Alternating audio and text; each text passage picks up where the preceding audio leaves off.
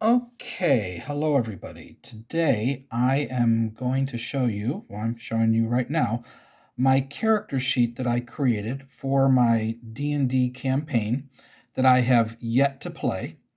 Um, but I did turn it into a story, which I'm going to show you in a second, which I've done in the past, and I'm going to do it again. But I wanted to show you my character sheet, front and back, and we'll go over it. It's not all that complex. This sheet was inspired by this book, Castles and Crusades. Um, a great role playing system. I believe Gary Gygax worked with the people who were involved.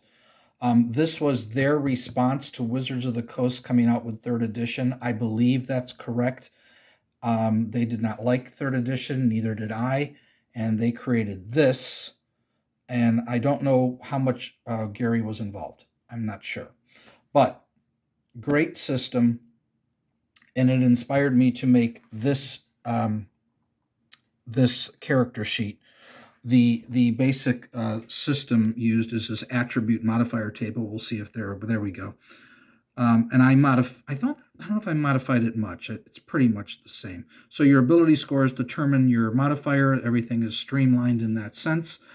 Where first edition is not, it's mostly streamlined, but not entirely. I do have a couple exceptions to this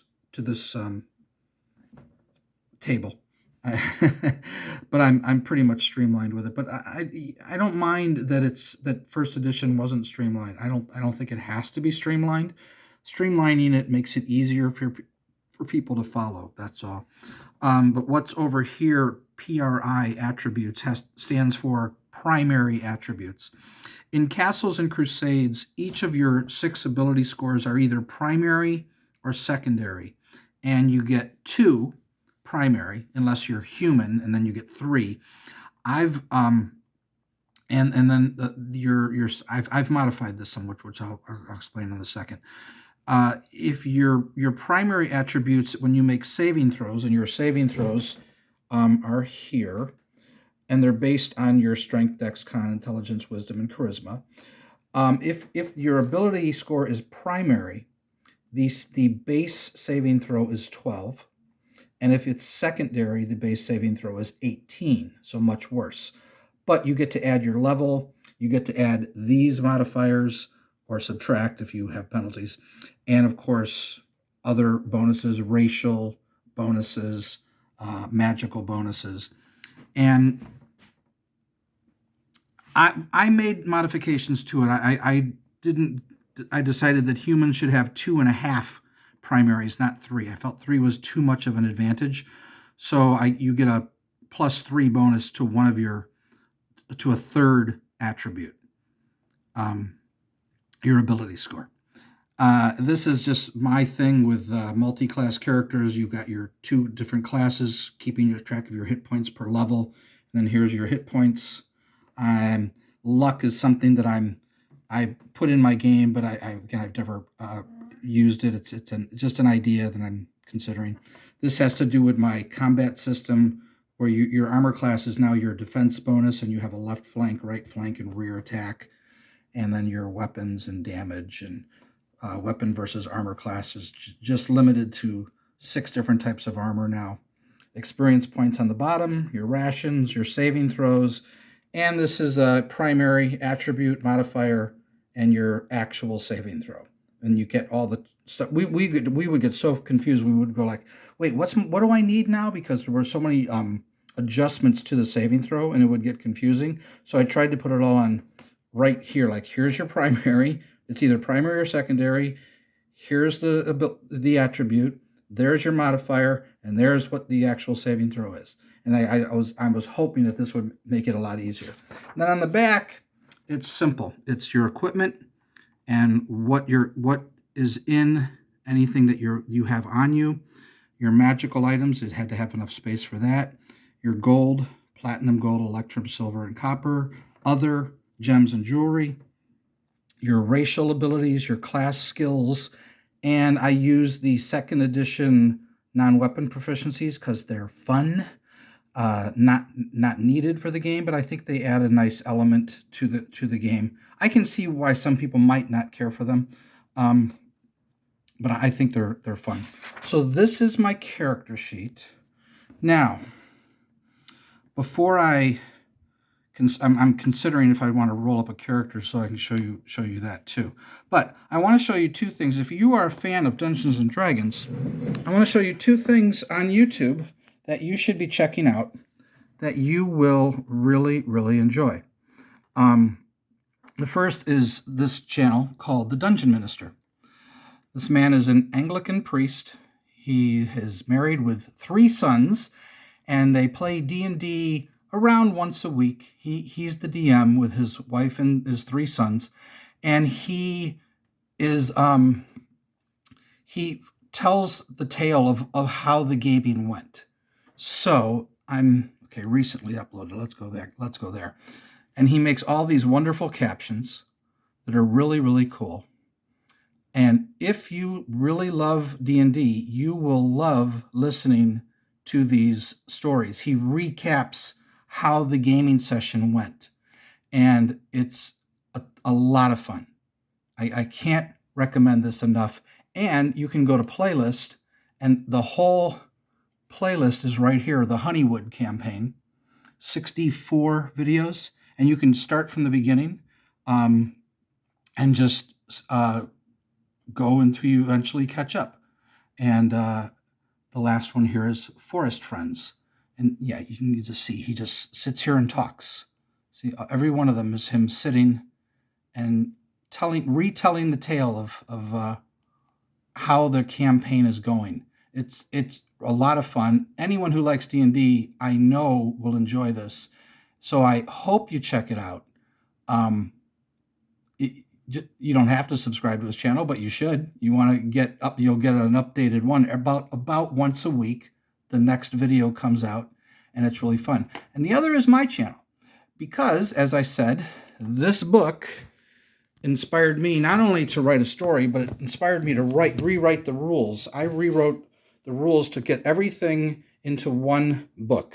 And this is my player's handbook that I made, which again, I've yet to use it, and it does need some revisions, but just page through it real quickly so you can see all the stuff in here. It does need to be rewritten, and that's going to be a lot of work. But I did this many years ago, like over 10 years ago, all because of this book. And it inspired me to put everything into one rule book because I really like this. I did make modifications to theirs. I didn't do it exactly like they do it because I felt in some cases it wasn't it was a little too weak, and in other cases I felt it was a little too powerful, like the humans getting 3 primary attributes. For me, it's 2.5. And then I also take some of those secondary attributes because the modifier, your saving throw modifier, is 18, and that's bad. Which is, you're going to have that, but some of them I give +2 bonuses to. For instance, if you're a fighter and your primary attribute is automatically your strength, one is determined, and you pick another one. If your dex or con are secondary attributes, you get a +2 bonus because you're a fighter. If you're a magic user, say, or maybe a cleric, you get magic user automatically, your intelligence is your primary. If your wisdom or charisma end up being secondary, you'd get a +2 bonus. Now you get one other primary. And if you're a human, you get to pick one that has a +3 bonus instead of just a +2 bonus. So it's modifiers like that I felt pretty much balanced it out. I didn't want the saving throws to be too good. It has to be difficult at first level, and 18 is hard. You do get to add your levels, so it's really 17 and 11 are your base saving throw rolls that you need, plus any modifiers. And having this table on the character sheet seemed to make a lot of sense to me, so they don't have to, because if I ever play again, I'm not going to have a rule books at the table. We just go with what we know. And if you're not sure, we'll make it up. But this is my story. Since I wasn't able to play my campaign, I guess I should go back to my channel. light main. And then this is my D&D story that I wrote. It's in a book. It's a book. I've self-published it, but I narrated it on my channel, and you can listen to it. You can just go right here and click on that and just listen to it and just keep going all the way down. And it goes all the way to there. No, a lot more. There you go. Pretty long story. Okay, it's 47 chapters. If you like D&D, I am quite convinced you will thoroughly enjoy the Dungeon Minister's videos, and I really believe that you will enjoy my story because it is D&D in story form. So I'm hoping you will give it a listen and leave me a comment letting me know what you think. But that's all. I don't think I need to roll up a character. If you guys would like to see how I roll up a character, I came up with my own system. I may have done it in a previous video though, so I don't even remember. I make too many videos lately, and I'm not even sure why I do it. I guess I just do it for fun because I really enjoy Dungeons and Dragons, and I like showing people. I like sharing with people what I've done with the game. I really like the way this character sheet looks. I think it looks really cool. If I can get a better look of it right there. So it's just it's a nice, clean character sheet, and I think it works. I think it works really well. I've yet, like I said, I've yet to play my campaign. The last time I played D&D was other than a couple times with friends, just a couple times several years ago.